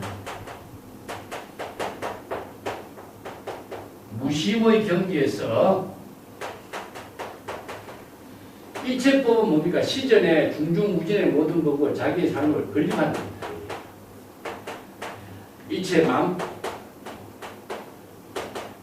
일체의 만물을 가지고 무심의 경지에서 일체의 만물을 자기의 삶으로 건립한다. 지혜로운 삶을 창조한다. 그렇기 때문에 시절 이전의 일을 정법의 안목으로서 건립하는 요용을 펼치는 것을 이렇게 표현합니다. 일심법계는 찰나의 시간, 공간, 일체법을 포용하면서 자기의 본문사의 지혜를 창조하게 하는 것이다.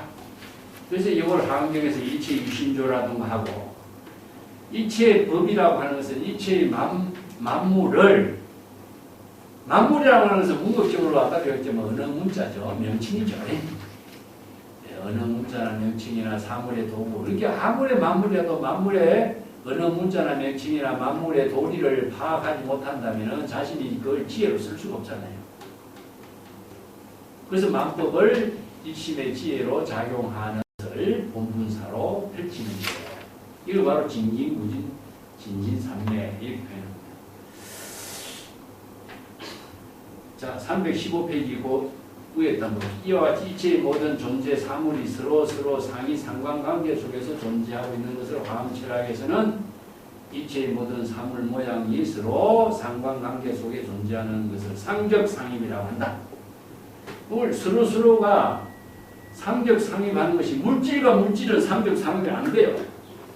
예? 공간적으로 예를 들어서 이 공간적으로 지니고 있는 것을 물질이라고 하는데 물질과 물질은 상적상입이 안 되는데 상적상입할 수 있는 힘은 무엇이냐? 일심을 말합니다. 시간적으로도 시간과 시간이라고 하는 개념을 일심으로 작용할 때는 모든 시간을 포용해서 무에자지하게 쓸 수 있는데 시간을 대상으로서 쓰려고 하면은 이 시간하고 이 시간하고는 따로 나누어지잖아.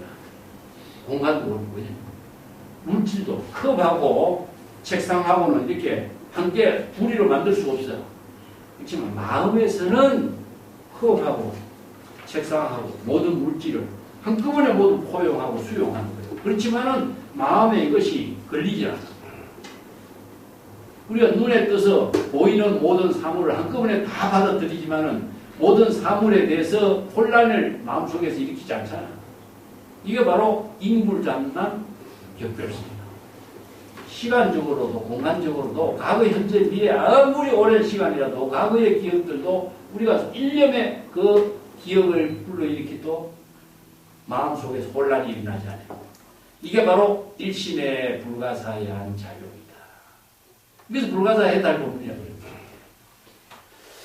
자, 이것은 이제 사사무의 법계 이렇게도 표현하고 있고 환경에서는 육상 원륜이라고도 표현하고 있고 여러 가지로 설명하고 있는데 선에서는 이것을 바로 일심의 법으로서 본분사로서 실행하는 것으로 표현합니다. 그걸 조금 이제 줄이고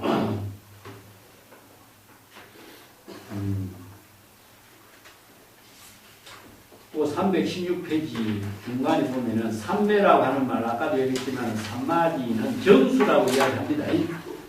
사물의 모든 실상을 일심으로 여겁하게 받아들이는 거예요.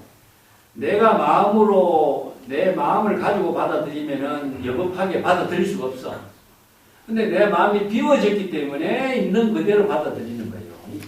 거울이 무심하기 때문에 일체의 거울 앞에 나타나는 사물이 그대로 다 거울에 비치지는 것을 말해. 이것을 바로 이제 거울에다가 일심의 작용하고 지정상이라고 표현해. 지혜가 청정한 경지를 거울에다 비교해요. 이신으로 해서. 그리고 이제 청정한 지혜 작용을 불가사의한 묘용으로서 실행하는 것을 주사협상이라고 표현하죠. 이걸 이제 체화용으로 표현하고 있는데 삼매라고 하는 말 자체가 자의식 개입되지 않은 거예요. 그래서 이제 삼매, 진진삼매는 일체의 모든 사물, 밥통에 있는 밥이나 물통에 있는 물이나 이것을 내가 마음으로 받아들인 것이 아니라 여실하게 그대로 수용해버린 거예요. 이게 삼매라.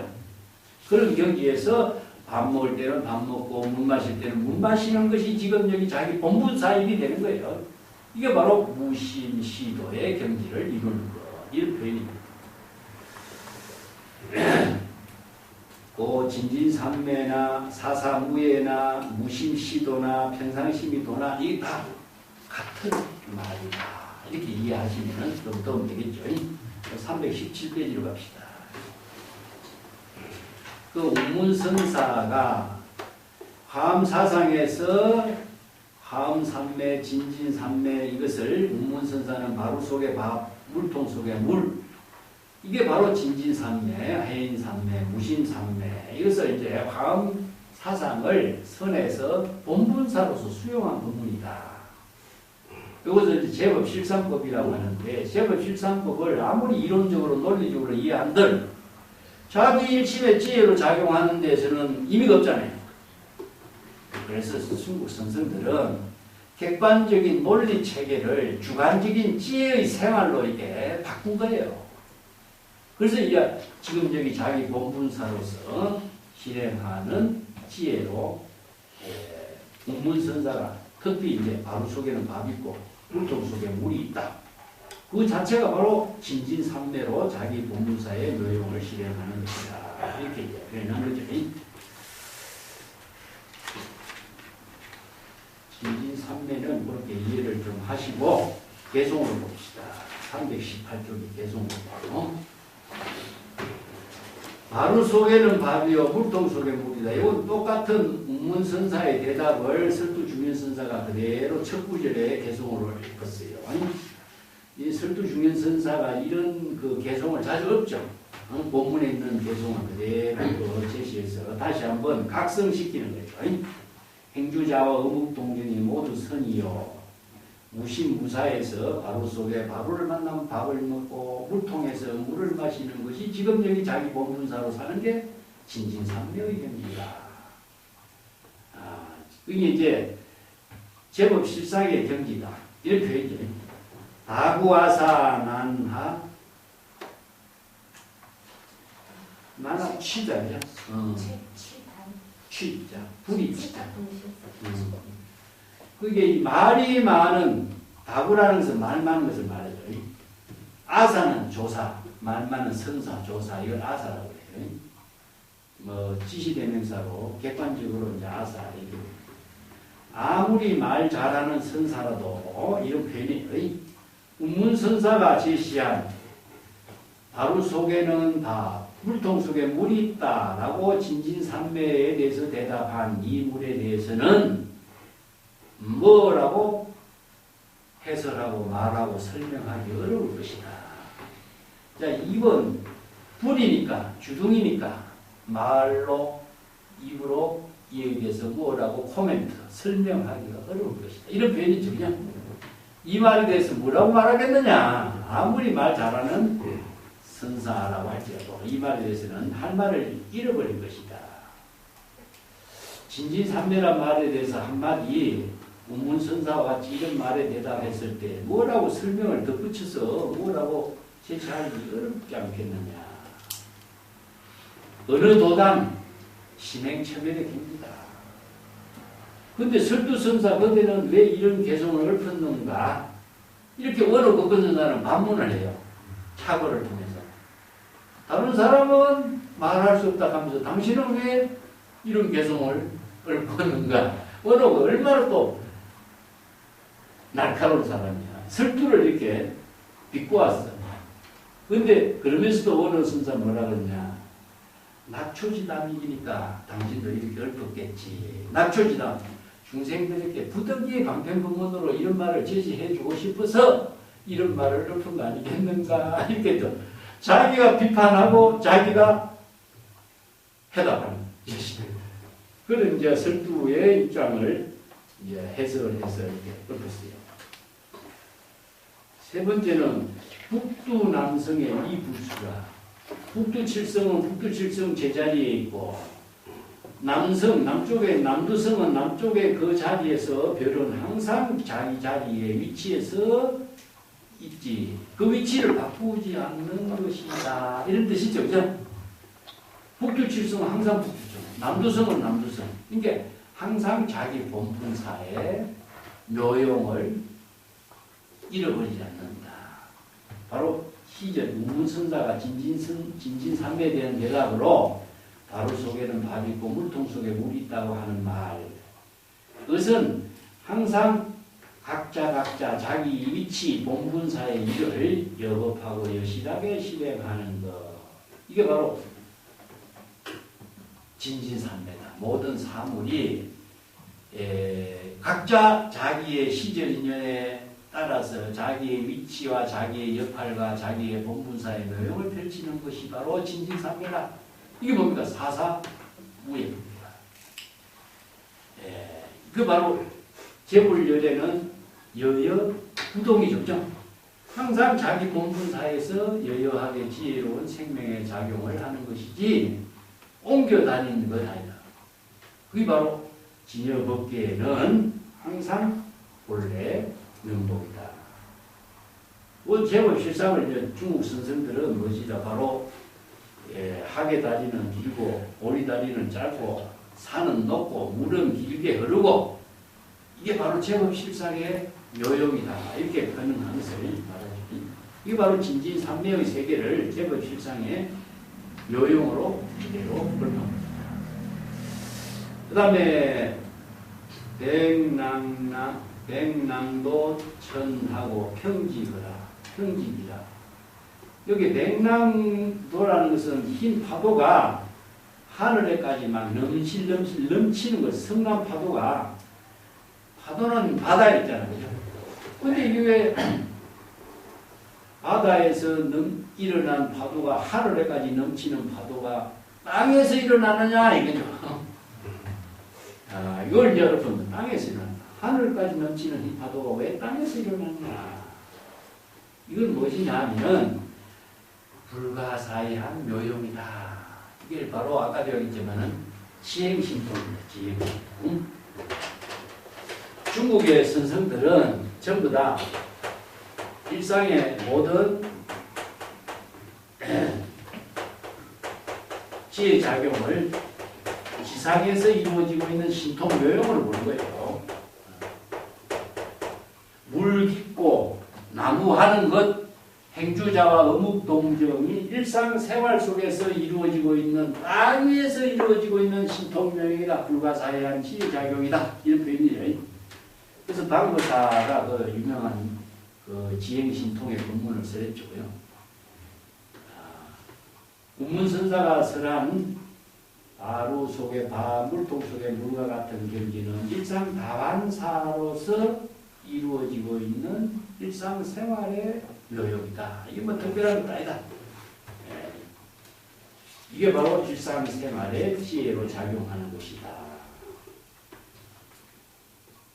그 선생들이 항상 지금 여기 자기 일 그런 말 쓰죠, 그죠? 그만 마찬가지입니다.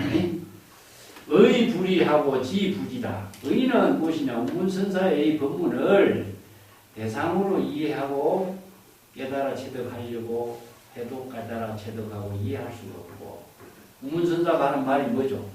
바로 속에 물통 속에 물이란 이 말을 중생식으로 사양분별해서 이해하려고 해도 이해할 수 없는 경지다.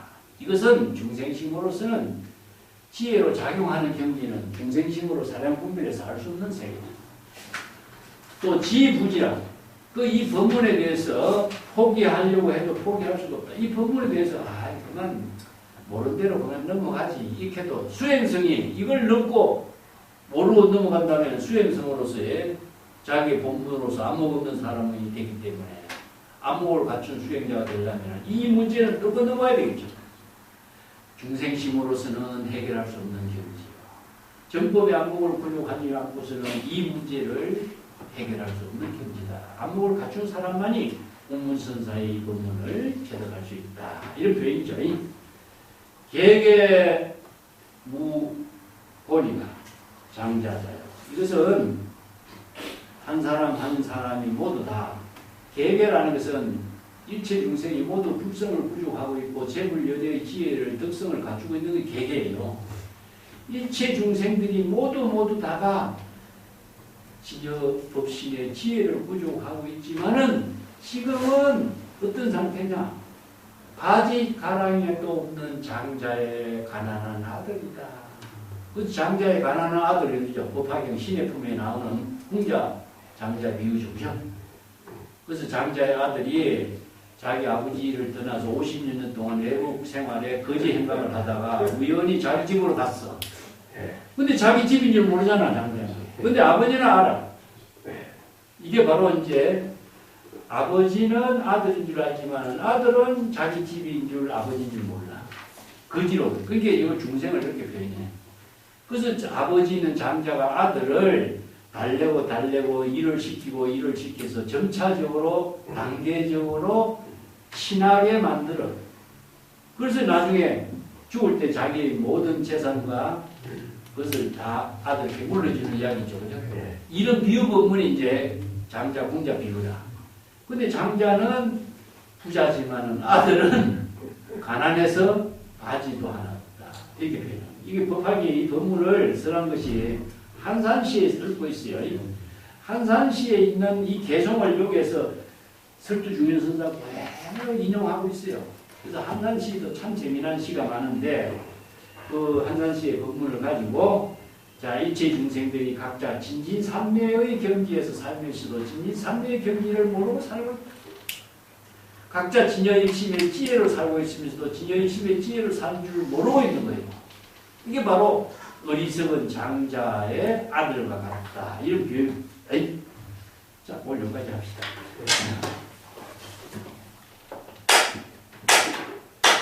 네, 감사합니다.